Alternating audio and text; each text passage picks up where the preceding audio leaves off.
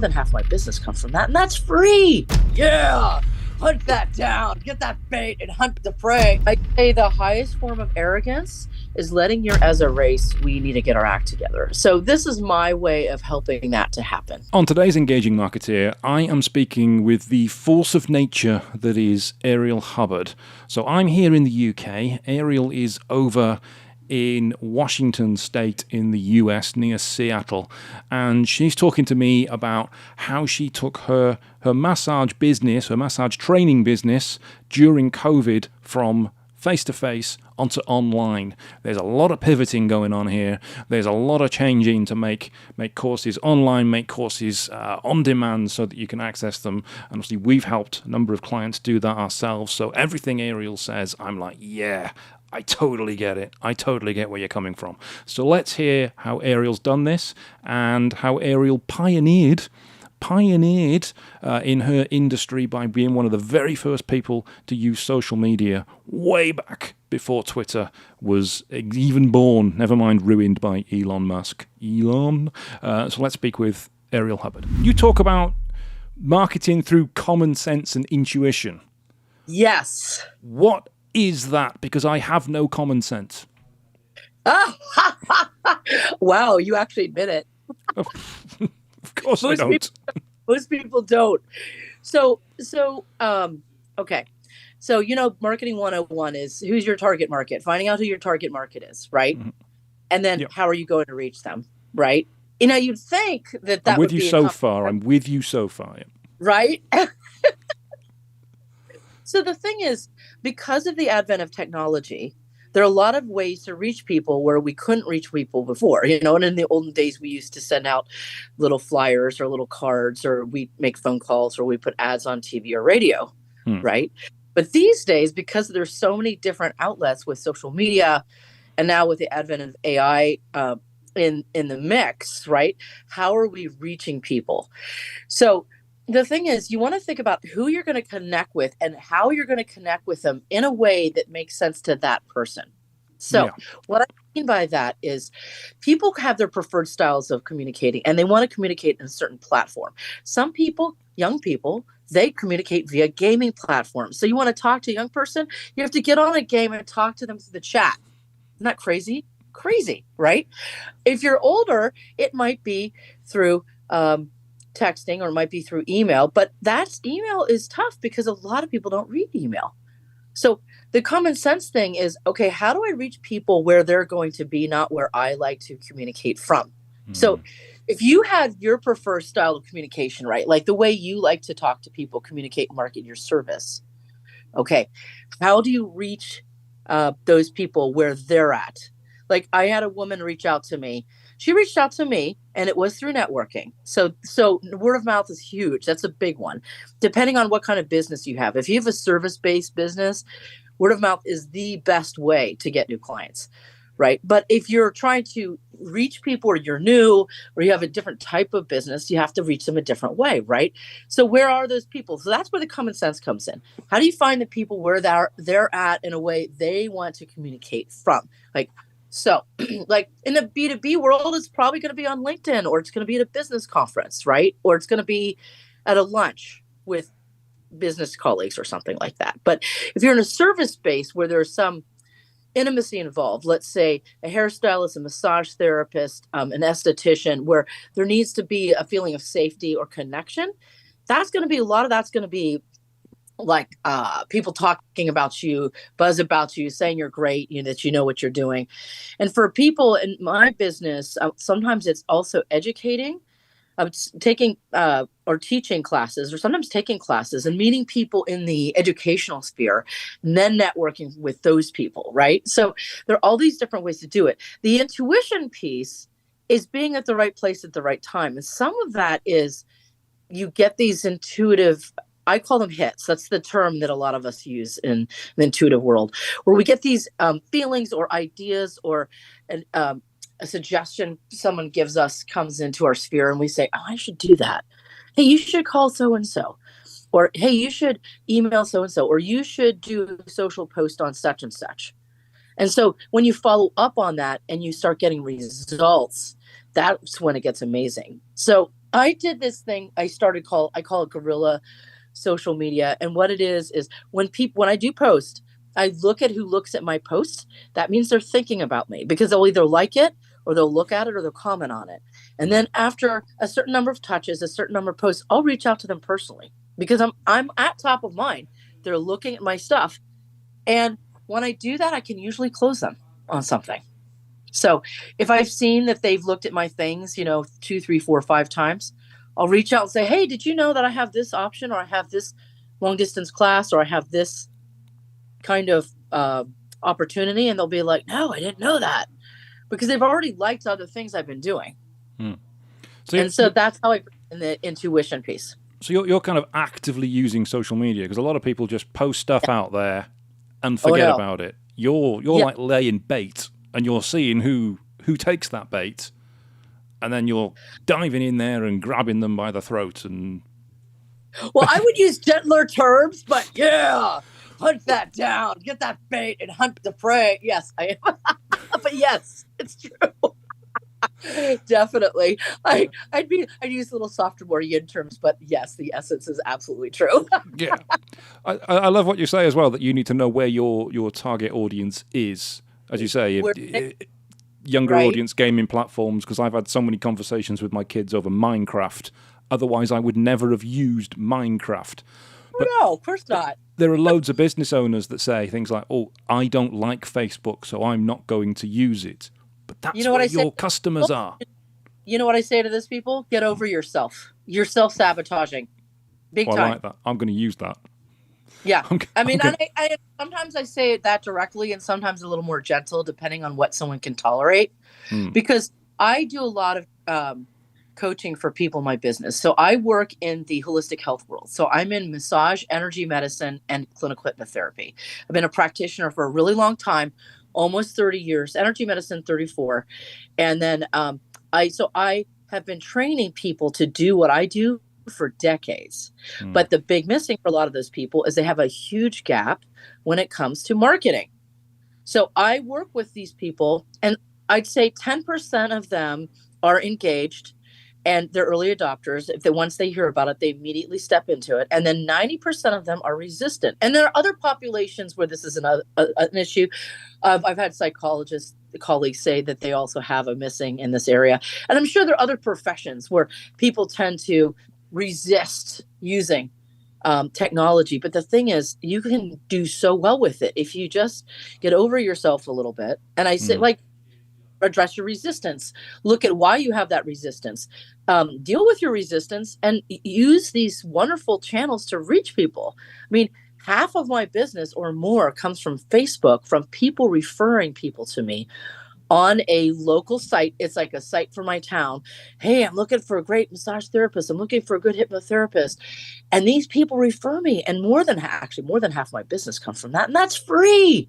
I don't do anything. I just get people messaging me. Over the weekend, I had 2 people message me while I'm on vacation. It's amazing.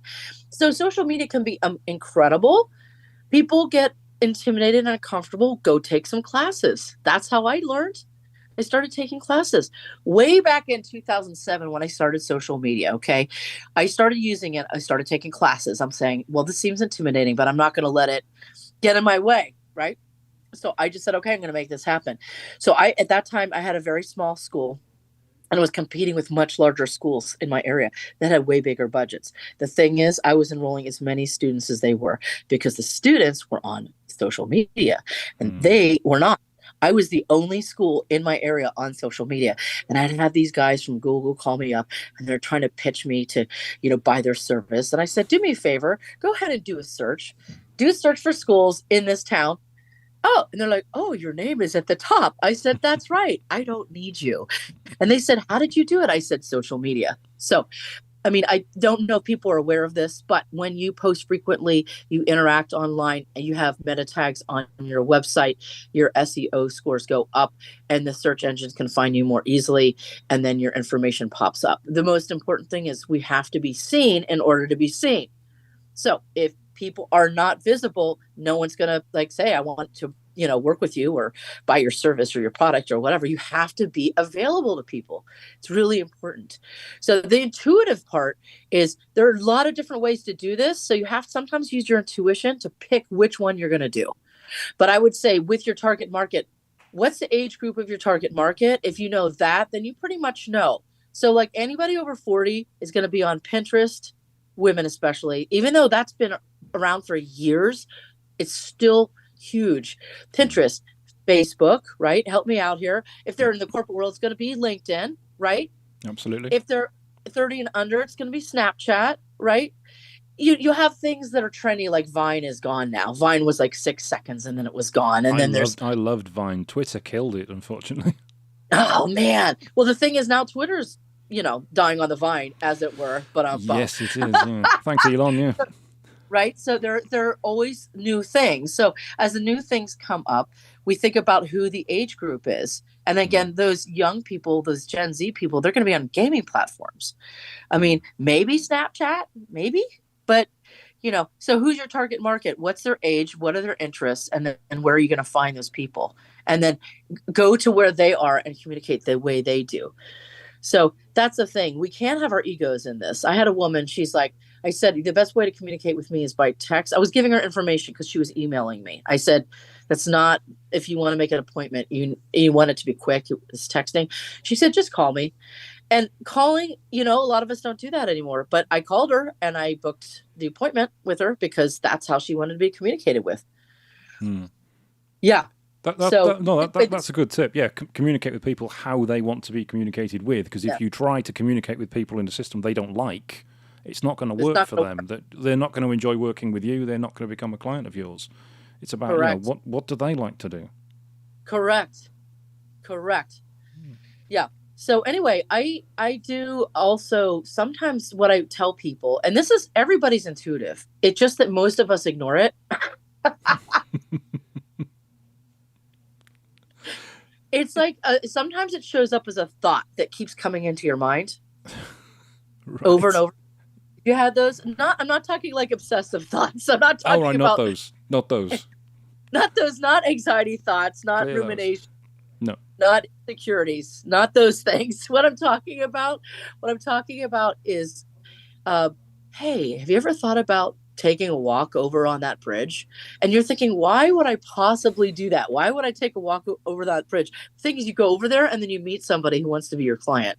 I've had this stuff happen so many times that I just roll with it. So you just listen to the thoughts in your head and you do what they tell you to do. Yeah. Well, and it's thoughts that are positive, suggestive, and looking out for my highest good. There's a difference between like thoughts that are coming from a higher awareness. I call it the higher self. Right. Your intuition versus your ego versus the part of you that's insecure or anxious. It's the nature of the thoughts. The thoughts are neutral. They're not judgmental. They're friendly. They're supportive. It's like a neutral tone. Have you considered trying this? Have you thought about doing that? There's another way to look at the situation. Like I get this, especially like when I'm really angry or upset, I'll get that coming. There's another way to look at the situation. You could look at it this way instead, that's called a reframe, by the way. That's the intuitive self or the higher self giving you information. How can you be sure which thought it is, which angle it's coming from? It's a lot of practice. One of the ways, follow through on what it says, and when the great stuff happens, it was your higher self. It's a practice. Seriously, decades of practice. Because the way to listen to this is, frankly, is to have your mind be still, and that's really hard for most Westerners to do. So, is like a lot of people come through when they're doing something else, so the conscious mind is distracted. So then these thoughts will come in. So, like if you're exercising or washing the dishes, or you're working on some boring accounting or something, and all of a sudden a thought comes through, that's one way to know. If it's based in ego or need or insecurity, or if there's any negativity involved, that's way it's not your intuitive self. Right. The negativity, the anxiousness, the upset, the irritation, that's all ego. Which is a lot like social media in itself. There's a lot of positivity in there, but there's also a huge amount of negativity. Well, it's a reflection of humanity, isn't it? We have our shadow and we have our light. right? So we have the good aspects of ourselves and the not so great aspects. I mean, it's very much, it's a reflection of humanity. It really Mm. is. So when you started using social media in 2007, you said Seven, yeah, it right wasn't around. obviously it wasn't a big thing then. MySpace had been around for some time and was on its way out. Facebook had just sort of come in. Twitter hadn't started then. LinkedIn had been around Oh, for a while, but it was pretty clunky. So you must have been a bit of a pioneer to be using social media at that stage when everybody else was using Google Ads, SEO, directories, Yahoo, that kind of thing. I was. I was. So what I started doing, and my students used to make fun of me, but ha ha ha. They You didn't had the realize last it was laugh. what I would take pictures of my students in my classes. I would show what we were doing. I would talk about what we were doing in our classes. Hmm. They used to make fun of me, but then I had 10,000 pictures in my library of content. So laugh all you want, but I was the one laughing as I went to the bank. Hmm. So the thing, I mean, I love what I do and I'm passionate about it, right? So I would take pictures, and originally the goal was to share it with the students, right? To show them the techniques or help them remember what they learned in my class, right? And then what I realized was, oh, I can share this on social media and show the outside world what this is all about. So I started doing that. I also, this is another thing I did at that time. I would have people check in at my school. They would check in, and then Check in on Facebook. yes. Hmm. And then when they checked in, that would generate more interest and focus on the school. And people would look at that and see that. Hmm. Generate more interest over the years. And then the memories come up on Facebook too, right? So, Did you have Foursquare back then in the US? I never used it. It was around, Yeah. but I never used that one. I used I used a lot of Facebook, and I did multiple outlets on Facebook, and then I would do multiple postings on there. And then I used on with Hootsuite, and then that went away eventually. And then I started using Instagram, and that was interesting. But Instagram was a gem, man, because when you see who likes you and you see them liking over and over again, that's a lead. Hmm. Realize Yeah. that I kept seeing people like, oh my God, this is a lead. And then I'd start reaching out to these people. And then I'd start closing business. And considering that I was closing business from 2,000 miles away, so I was in California for many years. I had a huge community that I built there, and I moved to the Seattle area. So I would see these people down in California would miss me. I would do my posts in Seattle, and then I'd say, hey, I'm coming down, I'm teaching. And then I'd close them down here. So like the thing is, that's one of the wonderful things about social media. And then I started adding online courses, which I still have. So people that are far away from me can still get access. And then I have my podcast, right? So people can get access even if they can't see me in person. So all of the people out there, if you do have something that's online, wow, you give people access to what you do, but you don't have to physically be there. So that really opens up your access to potential clients. It's wonderful. So how are you finding the podcast for bringing potential clients into the business? That has not been as much of a focus. It's more like an adjunct for me right now. So I'm at episode 88 on my Woman Power Zone show. And so it's a episode, actually, excuse me, it's a podcast that's designed to empower women in my target market to know things that they don't know to help them have a better life. Right. I'm with you. No. Now, of course, men can listen to it too. It's really for people. But because there aren't as many things for women, I wanted something for women, right? So that has been more like an adjunct reinforcing my credibility. So what happens is I have clients or students. A lot of times during a session, I'll talk with them about an issue. And then I'll say, here, go ahead and listen to the show. They'll listen to the show, and it reinforces either A, what I was saying to them during the treatment, or B, my expertise, right? And then it reinforces the information I'm saying, and then it gives them information they need. So it supports my clients to have more information on a specific topic, right? It's empowering to them. Then they share it with their friends. Sometimes I will get business from that. And then usually what a lot of people out there doing is once they get 100 episodes, then they start selling that for sponsorship. And they sell so package, and then they sell retroactive advertising back to episode 1. So that's probably where I'm going to be going with this. I originally did the podcast because I got a grant during COVID, and then I decided to use that funding to empower women and help women and give them a bright light and something positive to listen to and a positive experience, right? The goal from that wasn't necessarily to be income generating. I think the benefits from that are going to come, either as an adjunct thing, or down the road, it'll be income generating in the future. So for me, that's what I was using it as. And it works. It's a lot of times I'm starting to get people saying, hey, I listened to your show. It was really great. Like former students. So I'll give you an example. One of my colleagues and one of my students, I did a show with her. One of her clients listened to it and said, hey, I'd love to do some classes with you. So it regenerated. That just happened this week. It regenerated interest and business from someone I did business with like 5-6 years ago. Yeah. So it does work. For me, it's more indirect right now. But the great thing about the podcast is it's there forever.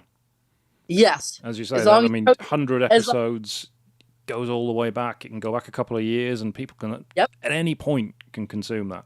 And it adds that credibility that you really do know what you're talking about. Right. And in my view, it has replaced books for that.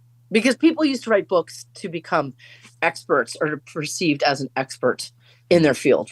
Now podcasting is the thing. You could write a book, and I have, but the thing is, you're going to get much more immediate consumption if someone just listens to you while they're walking their dog versus, having to order a book off of Amazon and reading it if they even get time to read it. So it's much more consumable. A podcast is, Yeah, no, I've found we've had a lot of people come to us saying that, I've listened to what you've said on this podcast. It shows that, you know what you're talking about with this. And we've had, it helps the credibility. It helps the sale. It helps you pick up clients. And it's a lot of fun. Absolutely. And as a side note, I absolutely love the name of your show. And I love your logo that's on your microphone. It's fabulous. Oh, thank you. Just saying, good logos and great names are really an important part of marketing. So everybody out there, put some thought into what you're actually going to call your business. You know what I mean? Put some thought into your logo. This was made by a company called Foam Conversions, this microphone cover. And they're in the UK and in the US as well. So you can buy from them in the US. Love it. That's fantastic. I can't wait to check it out. Yeah, I love it. And make sure you put that name of that in the show notes, because I want to look in the show notes later so I can. I will do. Foam Conversions really should have an affiliate scheme, really, because everybody mentions this, everybody asks about it, and I always give them a name plug. So if they want to sponsor me, cool. That's networking right there. That's referral. Word of mouth referral for the microphone. It is. That's marketing right there. You mentioned when we were conversing over email that you'd helped, and I've got the number written down here, 7,500 people you've trained. Yes, and actually the number goes up every day. I just taught 8 people yesterday. Average class size is between 2 and 5, so that's a lot of classes. I had 35 people about a week and a half ago in a course. It's a lot. I've been teaching people for a long time. Well, that's got to be a lot of lives that you've touched, a lot of people's careers that you've helped start. I think so. My goal is 2 million people. Whoa. So 2 million people. Wow. Because the kind of work that I do is life-changing, as you mentioned. It really is. It's life-changing for the people who receive the work. People's lives are changed through massage, energy medicine. Those are energy healing sessions and hypnotherapy. They're really powerful forms of helping people heal at a very deep level. And especially after COVID, people really need deep levels of healing on some very, very profound levels. The amount of trauma that has come up for people has been breathtaking. And so these modalities help people a lot. And they also help the people who practice them. But my goal originally was 1 million, and then it was 2 million. And, if I've trained, I'm somewhere between 7,500 and 8,000, because I keep training new people. And if only 10% of those people practice for 10 or 20 years and about 1,000 sessions per year, that's a lot of people. And I think I'll meet my goal. Eventually, my students are helping me meet my goal, which is great. And the thing is, the world needs help. The world needs help. It needs to shift on a lot of different levels. Mm. So it's been very clear the last few years, especially, there are a lot of things that need to change, with climate change and economic disparities and so many other issues. There are things that need to change. As a race, we need to get our act together. So this is my way of helping that to happen. Mm. And Yeah. you mentioned COVID there. How did that affect your training business? Oh, hugely. So basically it shut down my education business at the time because everything was in person. Mm. Okay. So then I had to pivot, and then I started doing stuff online that I had previously had done some things online, but not that much. So I had to do everything online for a period of time. And so at that point, I started doing classes online. I think I taught something like 13 or 14 classes. I taught over 700 people in about a year and a half or so. And then I realized, okay, we're going to continue with this because now everybody's online. I'm going to continue with this, and I'm going to add my live stuff back in. So, this is the funny part. I sabotaged myself, but it was for the benefit of people in my profession. And where I live, I spearheaded a movement to change the requirement for live training to online. And of course, I lost all my business because I did that, but it helped all the people in my business maintain their business licenses. Mm. And then that went on for about 2.5 years. And now that's back to live. So now people are coming back and they're taking classes live again. But it definitely had a negative impact on me, which is why I applied for grants. And then one of those grants, I took some of that money and then I used that to get my podcast going, to continue to empower people that need access to something and they can't maybe go meet somebody in person, or they don't have the resources, or they don't have the time. So giving them something, access that helps them, so in a way that they can receive it. And that's, again, meeting people where they are. Mm. So your online classes, are they live online, or do you have pre-recorded as well? Yes. I am pre-recorded. So if anybody did a search for Ariel Hubbard, they're going to find my Hubbard Education Group platform. It's through a company called Click for Course, which is a great little online platform. And I have about 13 classes up on there.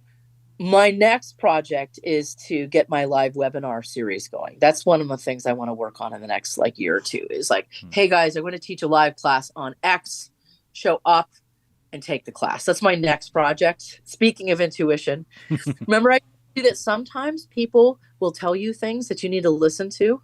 Yeah. So you just reinforce. I've been getting hits on that one. And then you just reinforce that. So sometimes we get ideas that come into our minds when we ignore them. And then someone else says the exact same thing. And that's a reinforcement. Oh, yeah, you do need to follow up on that. So what I'm doing is letting people know, when you hear a suggestion from someone and that's already been going through your mind 5 million times, you really should follow up on that, because that is the universe trying to get through to you. Hello. Wake it. This is a good idea. You should be doing this. Yeah. We're doing this. Yeah. Stop ignoring me. Go ahead and move forward with this. It's interesting because one of our clients was in a similar situation to yours, that all his business was all training, face-to-face training. And we've been telling him for years, you need to take this online. You need to do this online because it's going to open it up to the whole of the UK, not just the region you're in. But no. He loved the face-to-face. He loved the interaction. And then COVID shut down his training business overnight. And he came to us. Is there any way we can get this online? Yes, we've been telling you this for some considerable time. Correct. Well, the thing is, people are stubborn. I mean, what can we say? People are stubborn. He's a very social creature. So, and the thing is, sometimes our stubbornness limits our ability to see the possibilities and what we can do. And honestly, it's what other people need. Our idea of how we want to operate in the world, but the universe sees the bigger picture, which is, no, we need your services out here in the universe, not just in your little city or state. We need it all over the world. So we need people all over the world to have access to this. And so it just did. I mean, people, when I said get over it, I meant it, because it's not for your highest good or your convenience. It's for the highest good of all the people around you that need access to what you have to say that can only get it online. Yeah, it's almost like you're being selfish by doing Oh, it oh, face to face. I say the highest form of arrogance is letting your insecurities deprive other people of the opportunity to work with you. I love that quote. Thank you. That is for me. Absolutely love that quote. Thank you. Thank Oh, you. that's It's beautiful. true. The And you know highest. who said that? You know who said that? Who said that? The higher wisdom from the universe. I literally heard that phrase go through my mind. Like I Wow. actually, yeah, yeah. It's one of those things where the thing is, people think insecurity is insecurity, but it's secretly a form of arrogance. So issues, emotional issues have a shadow or conscious and unconscious side. When someone's insecure, they're arrogant in their subconscious. When they're arrogant on the surface, they're insecure in the subconscious. So when people say, "Oh, I'm so insecure, I can't do that, I'm not good enough," secretly, they just don't want to. But why don't they want to? Are they lazy? Is it too much work? Is it outside their comfort zone? Like, there are reasons why people don't want to do it, but it really isn't because they're not good enough. That's the story that people tell themselves, right? Yeah. You hear people talk about imposter syndrome, and for a lot of people, that is a problem. I haven't had that issue for a really long time because Really? I just decided to get over it. Yeah. I decided to get over it. Everyone in life goes through levels of growth, right? And imposter syndrome usually is, I call it the box of limitations. You have a certain belief systems about where you are, what you're capable of, what you can have, who you can be, right? And then growth takes you outside of that box of limitations, right? About who you think you are, what your business can be, what you can have, who you can work with, all those different things, right? And so we have like, oh, I can only see these types of clients, right? And then I can't work with other people outside of that. Kind of like your client. I can only see in-person people because that's what that person loved. That's cool. But the problem is the universe, the bigger consciousness of the what's out there, you could say. I use different terms. I don't want to offend anybody by being specific, but there's a need of the collective consciousness of humanity to grow, and we need to do it quickly. So a lot of us have to get outside our little boxes to grow and become more of who we are as empowered beings and help other people do the same thing. Because the way humanity is going to get out of these things, these pickles we're in, is by stepping into our power, taking ownership of what we've created and making something else show up. And we have to do that by being empowered. And weirdly, I see marketing as a way to do that, because marketing is a way to teach people how to become more powerful, because you're presenting people with opportunities to be a bigger, better version of themselves. I'm not talking like marketing specifically product necessarily, but marketing products gets people what they need. It fulfills that Maslow's hierarchy of needs, so then they can be that bigger, better, more empowered person. So it's important on all levels. It really is. And the best part is when he finally did concede and we put the stuff online so we could do it online. 2020, best year ever. Oh, I believe it. I totally believe it. Best And year ever. some of us have services that are difficult to put on video or online, and you have to be really, really ingenious and creative. I really didn't think it was possible to teach massage online. I mean, I knew I can see why that would be difficult. hard. It's difficult. I will tell you that in 2007, I knew I needed to teach stuff online. I just didn't know how to implement it. I knew that a long time ago, and I was willing to do it. I just didn't know how to. And so what happened is I just kept brainstorming over the years. And then a lot of the stuff that I did teach online that first year was stuff that wasn't necessarily demoed on another person. It was just individual, and that worked. And then that gave me more confidence to go, wait a minute, I can film videos of myself doing massage. And then I could teach live, because I have done that. I teach a live webinar, and then I show the video, and then I teach the live webinar, and then I show the video. So that my commentary, my educational commentary, and then I show the video. So then I came up with that idea as, what do they call it? Necessity fosters creativity. I'm not getting it right. Necessity is the mother of invention. The mother of invention, yeah. Yes. That's what ended up happening with me, and I think with a lot of people, especially during COVID. That's what COVID was. When I've heard talk that the whole business industry has moved on 10, 15 years in the space of the whole COVID thing because we had to. And I think, honestly, for the environment, we have to work way faster than that. We're in trouble, man. We got less than 10 years to get our act together. That's from the UN. That's not me saying that. You guys, go ahead and read the UN reports. We have to shift. And so, whatever individual people can do to make a difference, do it, guys. Whatever that is for you. if that's, whatever that is for you to save resources or to move forward or to invest money in something that's going to shift and get those temperatures down, we've got to do it. And this is the hottest year on record. So, and it's unbelievable. I was just in Southern California. It was 109 degrees. It was breathtaking. I can't even imagine what that's like. And the thing is, I can't remember how many millions, hundreds of millions of people, they live in that kind of heat and they have to work outdoors.